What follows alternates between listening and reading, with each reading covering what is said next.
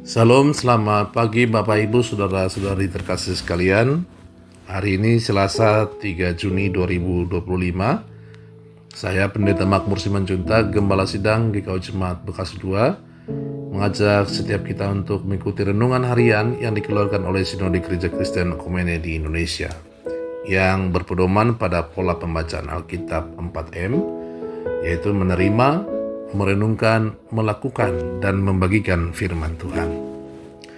Pembacaan firman Tuhan hari ini tertulis dari kitab Wahyu pasal 22 ayat 13 dengan tema Kristus dasar dan tujuan iman. Untuk menerima firman Tuhan, mari kita berdoa.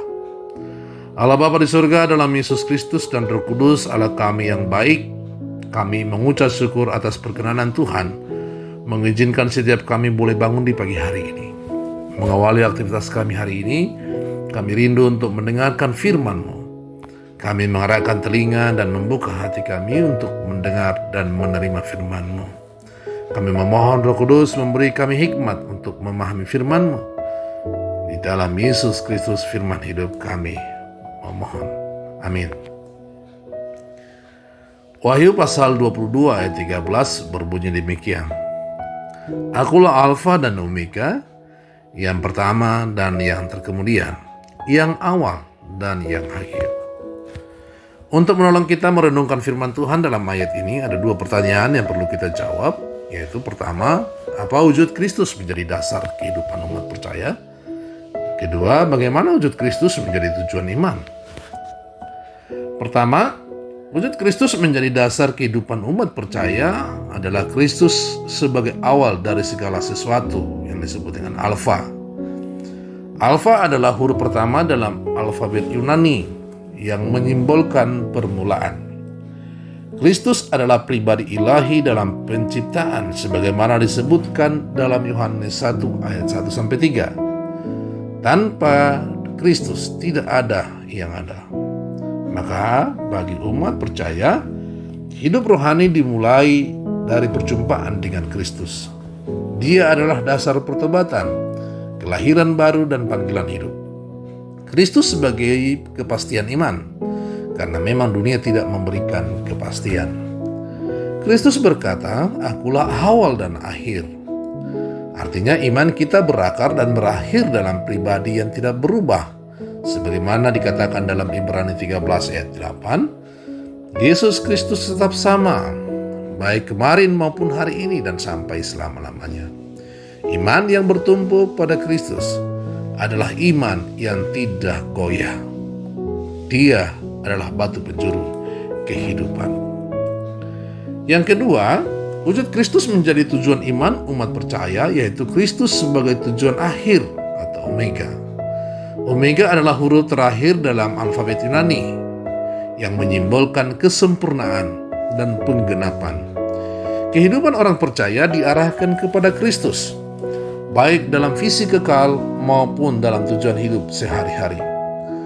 Bagi umat percaya, Kristus adalah harapan kekal, sehingga semua penderitaan, perjuangan, dan iman kita akan menemukan kepenuhan di dalam Dia. Ketika Yesus menyatakan diri sebagai Alfa dan Omega, Dia menyatakan bahwa Dia adalah dasar eksistensi, arah tujuan, dan kekuatan penghidupan umat percaya. Hidup tanpa Kristus adalah hidup yang kehilangan arah dan tujuan.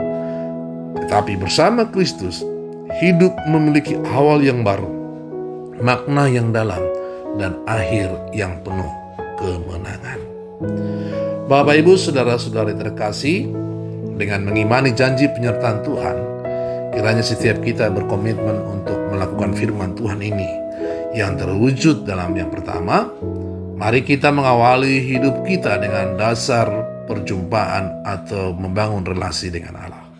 Kedua, mari kita menjalani setiap kehidupan dengan tujuan ke arah Kristus, baik dalam kehidupan kekinian maupun dalam kehidupan keakanan atau kehidupan kekal. Mari kita bagikan firman Tuhan dengan meneladankan kehidupan yang menyatu dengan Kristus. Tentu dimulai dari keluarga kita, teman, sahabat, saudara, rekan sekerja, atau siapa saja yang kita temui hari ini. Tuhan menyertai dan memampukan kita semua.